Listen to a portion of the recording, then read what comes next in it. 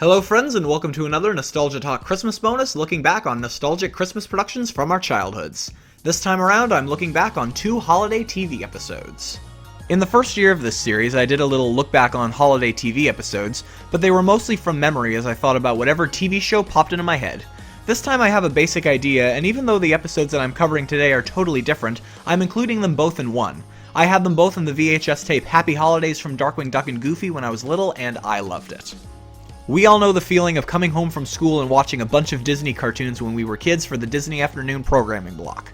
We actually didn't have Disney Channel in Canada when I was a kid. We do now, but when I was really little, our Disney Channel for years was Family Channel. But even so, I still remember that feeling, coming home from school, putting on a good Disney show, and over the years we've had a lot of great Christmas episodes and movies from Disney Channel, but what about the classic characters? Goofy and Donald Duck had their own spin-off shows Goof Troop and DuckTales, with DuckTales later getting its own spin-off with Darkwing Duck. And like many Disney shows, both of them put out individual Christmas episodes. Like I said, I had both of them on a VHS tape, which is why I'm doing them together for this video. So let's get started with the Goof Troop episode, Have Yourself a Goofy Little Christmas. It all starts with Goofy decorating the outside of his house, with his son Max complaining about how cold it is, as Goofy struggles to get the reindeer decorations up. I found it funny, as a kid, how Max was standing inside of what appeared to be some kind of crane, I think. I mean, my dad worked in construction, and when I was younger, I went to a lot of his sites, and I thought a lot of the stuff that they were using were cool, so I can just imagine how cool it must have been for Max. Seeing as Max isn't really enjoying himself, Goofy has him turn on the lights while Goofy looks for Santa Claus's head. But it's so big that it covers his own head and he can't see where he's going as he falls from the roof into the display of Santa's sleigh, which launches from its position, catching the attention of Goofy's neighbor Pete's daughter Pistol, who rushes into the house to get milk and cookies for Santa. But Goofy, still with the Santa head over the top half of his body, falls out of the sleigh and lands down Pete's chimney. Just as Santa Goof lands in the fireplace, Pistol shows up with a special snack for Santa, bagel chips and guacamole. Meanwhile, Pete starts decorating his house for Christmas, but as he's stringing lights on their fake tree, his dog Chainsaw starts tugging on the lights. Pete gets into a tug-of-war with her as Pistol continuously questions Pete about their decorations, with Pete answering that he doesn't want to be anything like Goofy, as Goofy has a real tree. Pistol says, don't have a cowbell, man. Fun fact, the voice of Pistol is Nancy Cartwright, who is most well known as Bart on The Simpsons. This was actually after The Simpsons had become a success within just a few years, so Bart was already a recognizable character. And we all know one of his catchphrases, "Don't have a cow, man." I feel like having Pistol say "don't have a cowbell" is a reference to Bart. I totally wouldn't be surprised if that was the case. Knowing that Pete isn't enjoying himself, his wife Peg has Pistol help her instead, as Chainsaw finally lets go of the lights and Pete slips on the decorations. After that little disaster, Pete gets a visit from Goofy and Max, with Pete's son and Max's best friend PJ with them. Seeing as Pete's yard is less festive, Goofy drops off a very large snowman, which flashes lights when it is plugged in. But Pete's not enthused. However, that's not all that Goofy has up his sleeve. He tries to please Pete with their cat Whiskers dressed up with reindeer antlers, but Pete just says, "Looks like a rat with horns!" Even Max agrees. He says to PJ, "That's what I told him." But nothing Goofy and Max try gets Pete in the Christmas spirit, so they take off. Go somewhere else! As Chainsaw keeps chewing on the cords, Pete pulls the snowman out of the outlet, but he gets electrocuted by it and it blows a fuse in the house. Pistol seems to really enjoy this, but Pete has had enough of Christmas and of Goofy and decides to drag the family with him to Colorado to get away. Max and PJ share their goodbyes, but PJ suggests that Pete let Max tag along. But Pete drives away and very rudely tells Max that he doesn't want him to join. "I'd eat cat litter first." Max goes back home sad, either from being away from his best friend over Christmas or from what Pete said to him, as Goofy fixes up the Santa head. Max tells Goofy that he feels as if their Christmas traditions, which usually end with Goofy burning a turkey, are getting old and he wants to do something different, such as going away to Colorado. I take it Goofy has no idea what Max is really trying to do, but regardless, he thinks that maybe a change of traditions isn't a bad thing. So Max and Goofy rent this really run-down cabin in the middle of the woods, but what they don't know is that the area is home to a bear. And when the bear sees Max and Goofy coming their way, he tries to scare them off, but Goofy turns the other way, covering the bear in snow.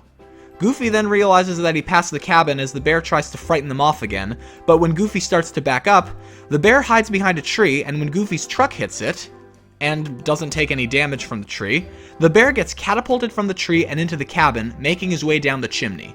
Max and Goofy make it to the cabin, and Max doesn't like the look of it at all. But Goofy looks at the positive side of it, even noticing the bear skin rug, not noticing that it's an actual bear. Regardless, Goofy tries to make himself comfortable, but points out how lumpy it is and fluffs the bear's head like a pillow. And that doesn't please the bear, and he growls at Goofy, but Goofy thinks that the bear's teeth look fake as he looks inside of the bear's mouth. Goofy, why are you looking inside of it? If it's moving, then that ain't no rug! Just before the bear can bite Goofy's head off, Goofy realizes that the bear is indeed real as he backs away from it. Max advises Goofy to run, and the bear chases Goofy around the cabin. And there isn't much room for that. When Goofy gets cornered by the bear, Max notices a gun on the side and suggests that Goofy grab it to fight the bear off, but without seeing what he's picking up, focusing mostly on the bear, Goofy picks up a broom. The bear just laughs and bites the bristles of the broom, but it sets off like a gun in his mouth, frightening the bear away. With him gone, Goofy has Max unpack while Goofy unloads the stuff. Max at first believes that it could be presents, but Goofy tells Max that it's even better as he unloads the decorations that he tried to decorate their house with off of the truck. As Goofy starts decorating, over at Pete's cabin, Pete finishes his cold chicken dinner and settles down for the night. But as he's trying to fall asleep, Goofy starts singing to himself while he's decorating. Without knowing who it is, Pete gets out of bed and heads to the window. Whoever that is, I'm gonna teach him the meaning of Silent Night. Pete opens the window and yells, Hey you! Shut up! This ain't no Osmond special! And throws a little statue of a duck to Goofy's direction, but he throws it so hard that he falls out of the window himself and rolls down the hill, rolling himself into a large snowball that lands in Goofy's trash can. Goofy lifts the trash can lid and notices Pete. Rather than being nervous about why Pete is unconscious, Goofy's just happy that they're staying close to each other. Max comes out of the cabin and has a look at Goofy's decorations, but he's not really excited by them. To be honest, I don't know how you'd use decorations that huge on a cabin that tiny. The next day, Christmas Eve, Pete warms up from the cold with a blanket wrapped around him and his feet in warm water when the door knocks. Peg goes to answer it, and it's Max and Goofy, much to Pete's chagrin. Chainsaw and Whiskers go to chase each other as PJ comes downstairs, excited to see his Winteroo dude, Max. I love that little secret handshake that they have. Goofy invites Pete and his family to go sledding, and while Peg is on board right away, Pete would rather stay behind. So Goofy and the gang head off, but as Goofy turns to leave, his sled knocks Pete out. Peg tells Pete to rest up, but Goofy points out that Pete's already asleep. Everyone hits the slopes in their own sled, but as they go faster and faster and reach more ramps, they all end up on Goofy's very long toboggan, eventually chasing the bear from before. The bear gets so focused on getting away that he runs off of a cliff, but before he can fall, Goofy's sled passes by and the bear grabs onto it. The bear makes himself comfortable as the gang heads to the direction of a tree. Max instructs the gang to lean so that the sled can turn, but then they notice the bear behind them once they do. They get so distracted by him being there that they forget to turn. But they make it past the tree with the bear being stopped by a branch. The bear continues to chase the gang, but slips on the snow, and much like Pete earlier, he rolls down a hill and rolls himself into a large snowball. Watching this scene reminded me, when I was a kid, I had these little Goof Troop toys from Burger King. And what it was, Goofy, Max, Pete, and PJ had these bowling balls attached to their hands, and if you pulled them back, they would be used to knock down pins. I didn't have any pins for them, but they were still fun to use. I do have a table bowling set now. I feel like I probably might have some of these Goof Troop toys. That'd be fun. Anyway, while still rolling in the snowball, the bear crashes into a ski lodge and, with a pair of skis attached to him, heads down a ski ramp. He looks like he has no idea what's going on. Goofy's sled makes it down the ramp as well, but crashes through Pete's ceiling. Pete starts to get angry, but Peg reminds Pete that he needs to be more festive. Later on, Goofy takes the gang to his cabin to share with everyone, including Pete, his very tall but also very lanky Christmas tree. To try to put Pete into the Christmas spirit, Goofy has Pete push the button to turn the lights on, but immediately after, the lights shorten out and the tree bursts into flames. The kids are amused by this, but then the tree falls onto the house and its decorations. The display of Santa's sleigh on the house falls off of the roof and onto Goofy's truck. Goofy then realizes that Max's presents were in there, and he manages to save just one as the truck and everything in it disintegrates. Pete tells Goofy that this did indeed cheer him up, but Max is upset and feels that all hope is lost. But Peg invites Goofy and Max to stay with them, which Pete is not thrilled by. Peg, however, reminds Pete that he was the one who pushed the button, so technically, it's Pete's fault. Goofy asks Peg what he can do to thank her, and Pete says, under his breath, "Go stuff yourself." And in response to that, Goofy offers to cook dinner for everybody. Pete knows what he's in for if Goofy's the one cooking, but Goofy insists. Peg says to Pete, he stays, he cooks. The end. Pete exclaims, "I'm gonna spend the holidays in the emergency room." I really doubt that Goofy's that bad of a cook. As Goofy and Max prepare dinner, Max advises Goofy not to overdo it, but Goofy says that this time of year is the perfect time to overdo it. I mean, if it means burning the turkey, then maybe I agree with Pete. Goofy takes off to get some vegetables and wonders if Pete likes yams. Wanting to get away from his dad, Max races off to go ask Pete. As Goofy checks the truck for vegetables, he gets noticed once again by the bear. Back at the cabin, Max thanks Pete's family for letting him and Goofy spend Christmas with them, and also apologizes for Goofy being, shall we say, goofy? Yeah. Not knowing what to feed everybody, Goofy takes out everything from the truck and brings it into the kitchen as the bear follows him. Somehow Goofy has a feeling that someone's in the kitchen with him, and he thinks it's Pete as he responds to the bear's growls. But then Pete comes into the kitchen, and Goofy finally realizes that he was talking to the bear, who starts wreaking havoc on the kitchen. Pete and Goofy escape the kitchen and warns the rest of the family about the bear, but Goofy assures Pete that the bear will leave once he eats all of the food. Luckily, Goofy did manage to save a pot of cranberries, and he places it into the fireplace. Pete complains that this is no way to spend Christmas Eve, and Goofy agrees. But nobody really takes interest in anything that he suggests, and then Goofy mentions that when Max was little, he and Goofy had a special Christmas tradition. Max knows exactly what it is, and before he can stop him, Goofy performs the reindeer dance that he and Max created when Max was 5. Just as the song and dance finishes, the cranberries get overcooked by the fire and explode. With Pete's cabin now a wreck, Pete rips at Goofy for ruining Christmas for everyone. Even your own dumb kid! Goofy asks Max if this is true, but Max doesn't answer. Feeling unwelcome, Goofy and Whiskers head off to take a walk. With Goofy now gone, Pete continues on with Christmas as his family opens presents. Pistol is very excited to show off her helmet that she got, and gives Max the present that Goofy saved for him in the fire. Max opens it, and it's a photo of him and Goofy doing the reindeer dance when Max was a kid. Realizing that he should be with his dad on Christmas, he heads off to look for Goofy. But Pete's family notices that the weather is stormy and decide to help. As Goofy continues his walk in the storm, he doesn't realize where he's going and falls off of a cliff. Recognizing Goofy's signature yell, the ah-hoo-hoo-hoo-hoo-hoo! Max leads the gang to Goofy's direction, but they as well fall off of the cliff.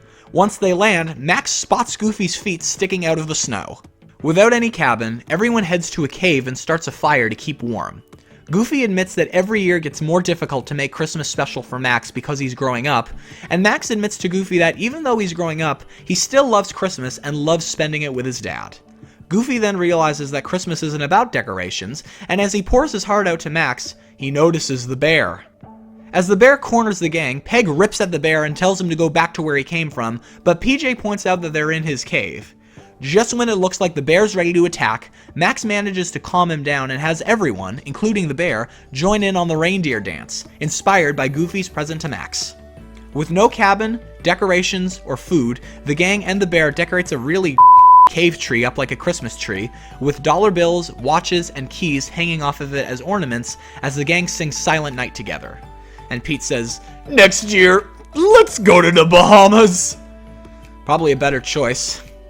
You probably won't find many bears. So now, on to the second episode, Darkwing Duck's It's a Wonderful Leaf. Let's get dangerous.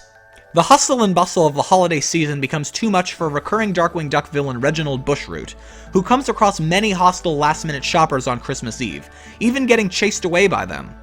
Honestly, getting your Christmas shopping done early is probably a better plan. Even during the summer, if I see something that I think a friend or family member might like, I just hang on to it until Christmas. Who does Bushroot think he is? Howard Langston?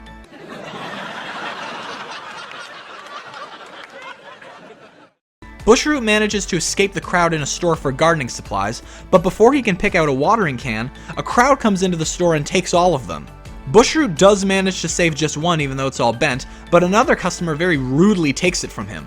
Bushroot very politely asks for it back, but the customer just slaps him with a shopping bag, and he lands in a barrel full of gardening supplies. A little pig girl spots Bushroot's hair and at first thinks that it's a plant and picks at it. But Bushroot asks her to be careful, which frightens the little girl and she screams and cries in fear, signaling her mother, who thinks that Bushroot is a plant monster, and beats him with a rake. Bushroot escapes the shop but gets chased out of the mall by an angry mob. Hold on, who in their right mind would let you bring flaming torches and pitchforks to the mall? Annoyed by all of the unfriendliness that Christmas brings, Bushroot begins to devise a plan to make St. Canard glad that it only comes once a year. Meanwhile, Drake Mallard, which for those of you who don't know is Darkwing Duck's real name, and his sidekick Launchpad McQuack begin decorating for Christmas. But Drake does it so passionately that he accidentally wraps Launchpad in the tree. Drake unwraps Launchpad out of the lights and talks to them about how peaceful the holiday season is, just as Drake's daughter Gosalyn comes down into the room riding a sled around the house, but is unable to stop it until she crashes into the tree. Gosalyn explains to Drake and Launchpad that she found a prehistoric sled and was eager to test it out, but it was actually Drake's prehistoric sled, until it shatters to pieces. But since Gosalyn put a sled on her long-as-hell Christmas list, she decides to get a head start on opening presents, but Drake stops her from that to honor the tradition of opening presents on Christmas morning. While Gosalyn tells Drake that she respects the rule, once the coast is clear, she and neighbor kid Honker Muddlefoot devise a plan to sneak opening her presents early. Kinda looks like they're playing soldiers or something.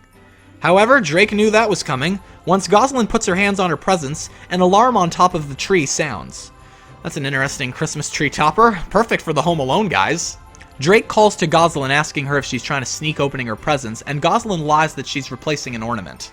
But once Gosalyn does open a present, Drake pops out of it. Just like I said, he knew that Gosalyn would try to open her presents early.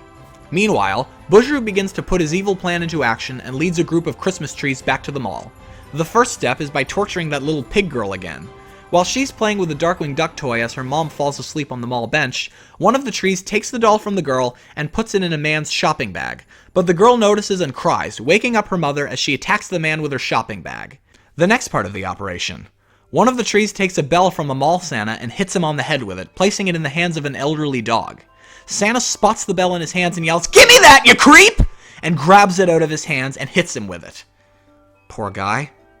As Bushroot enjoys watching his plan successfully be put into action, he has the trees kidnap a second mall Santa, and Bushroot takes over for a lineup of kids.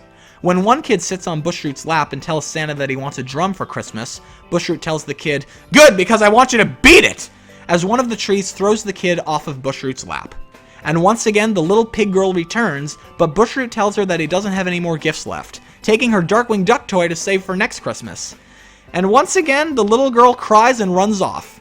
But Tank, Honker's brother, is not amused by Bushroot, knowing that he's too skinny and too green to really be Santa, as he yanks his beard and whips it into Bushroot's face. As payback, one of the trees uses a candy cane like a golf club and launches Tank across the mall, capturing the attention of his parents Herb and Binky. Herb then notices Santa Claus and runs over to him and jumps on his lap just as the little pig girl's mother comes back to beat up Bushroot again as a crowd of people chase him, but Bushroot managed to escape by hiding under a tree. I have to say, I feel kind of bad for the little girl. I mean, the only reason that Bushroot put this plan together is because Christmas was making him miserable. Why make everyone else miserable? Especially the kids. Meanwhile, Drake and Launchpad finish up their Christmas shopping, with Launchpad carrying a large stack of presents, just when some of the shoppers notice that their belongings have been stolen. So Drake decides that this is a job for Santa Claus! Wait, what the f***? Anyway, Drake puts a plan together, but gets noticed by angry shoppers. Little does Drake know what's going on until they chase him around. Drake and Launchpad manage to escape them by hiding behind a tree, and when the coast is clear, Drake now has his Darkwing Duck outfit on and figures, some sinister force is sapping the season's spirit. And breaking the fourth wall, Bushroot pops from behind a tree and tells the audience, "I'm not really sinister, just misunderstood." However, Darkwing hears him and calls Bushroot out, telling him that his plans are no more. Bushroot says to Darkwing, "Maybe for you, but we were just warming up." Darkwing then wonders who else is involved in this scheme as Bushroot signals the trees to come his way. As the trees corner Darkwing and Launchpad, Darkwing calls Bushroot out again and tells him that his plan is not Christmassy. But that doesn't scare Bushroot, and he and the trees take off to continue with the rest of their plan, while a few of the trees stay behind and corner Darkwing and Launchpad. Darkwing pulls out a gun and shoots at the tree, but it just puts decorations on it. Realizing that his own plan isn't working, Darkwing and Launchpad run off, but the trees go after them. Luckily, the pair once again escapes by hiding in Christmas presents. But they don't know where they're heading until Launchpad notices a trail of pine needles. Meanwhile, Bushroot continues with his plan by placing radio-controlled stars in trees and houses around the neighborhood so that he can signal all of the trees to start stealing presents. In the Muddlefoot's kitchen, Herb notices that someone beat him to eating the heads off of the gingerbread men. I thought that the trees were involved in this, but it was actually Tank. who backs away from the kitchen and doesn't realize that he's about to crash into their tree, which actually is one of Bushroot's that was stealing the Muddlefoot's gifts. Tank gets poked by the tree and looks at it as it hides the presents. Tank says to himself, "Stupid tree." But the tree doesn't like that and stuffs Tank in a stocking. While Bushroot enjoys watching his plan unfold, he notices that he missed one house and places one of the radio-controlled stars on top of the tree and signals it to take the presents. But it's Darkwing Duck's house, and since he earlier installed an alarm to stop Gosalyn from snooping, the alarm sounds, signaling Gosalyn and Honker.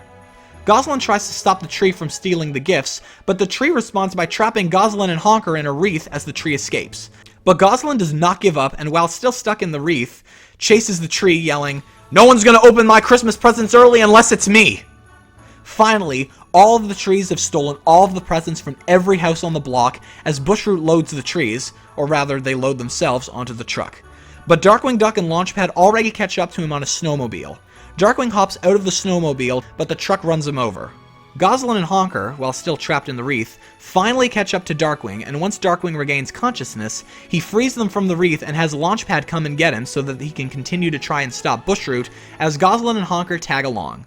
But Bushroot's truck was going so fast that some of the presents get loose and fell off, as the wrapping paper lands on Darkwing's face.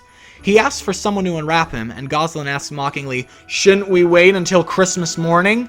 So Darkwing does it himself and then realizes that he's about to go over a snowbank, and Darkwing and Launchpad fall off of the snowmobile and land in a display of Santa in his sleigh with the reindeer. Gosalyn turns the snowmobile around and lassos Darkwing and Launchpad, but pulls them with the display. Gosalyn says, "I'm never gonna forget this Christmas!" As the snowmobile keeps going, the lasso snaps and Darkwing and Launchpad go flying through the air with the display. Now that Bushroot has lost Darkwing Duck, he returns to the mall to bring the trees back before Darkwing and Launchpad are about to land. But Gosalyn can't stop the snowmobile and crashes into Darkwing and Launchpad. Gosalyn looks at all of the presents that Bushroot stole and asks Darkwing if she can keep them, but Darkwing tells Gosalyn that it is better to give than to receive. Gosalyn thinks that this is another Christmas tradition, but Darkwing tells her that it's just something that feels good, and he has Gosalyn, Honker, and Launchpad return the presents while Darkwing handles Bushroot's trees. But Bushroot can see Darkwing coming, and while Darkwing narrates the rest of his adventure, breaking the fourth wall, Bushroot uses a string of Christmas lights to lasso Darkwing his way. Darkwing pulls out a gun to stop Bushroot, but Bushroot tells Darkwing that he might upset his new best friend, Douglas Fir, a very large Christmas tree that Bushroot is using for his evil plot. Darkwing runs away from the huge tree as Douglas uses one of his star ornaments and throws it like one of those throwing stars used in ninja movies, but Darkwing avoids it by hiding behind a fire hydrant. The star hits the hydrant and it puts a crack in it. Darkwing says to the hydrant, "Thank you, water department!" And like in A Christmas Story, he kisses it and his beak gets stuck. Realizing that he isn't going anywhere anytime soon, Bushroot has the trees throw all of their decorations to Darkwing's direction while he tries to break free, and when he successfully does, he pulls the fire hydrant with him. This gives Darkwing an idea. A geyser of water emerges from where the hydrant was, and Darkwing uses a shovel that is attached to a snowman to position the water to the direction of the trees, freezing them. Bushroot tries to get away, but the water reaches him and freezes him as well as Darkwing arrests him.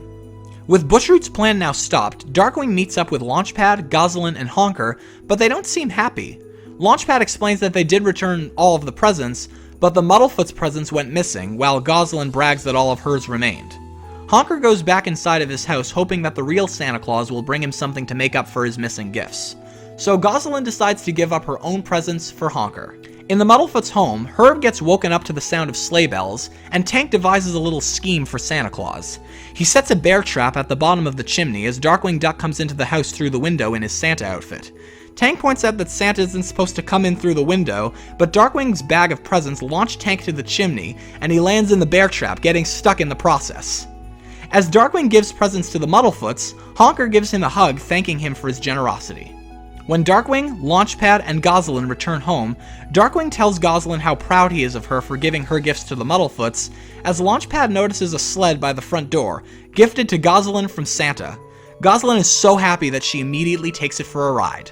Technically, she did open her present early. I mean, it wasn't open, but still not Christmas morning right here. Darkwing and Launchpad each think that the other one got her the sled, but they both deny it. Darkwing starts to believe that it could be the real Santa, but then thinks otherwise until he spots Santa flying over, while Tank calls for Santa to help him out of the chimney. And there we go! Wow, this really took me back watching this, and I hope that it took you back as well, and I'll see you with the third of the 5 Nostalgia Talk Christmas bonus videos.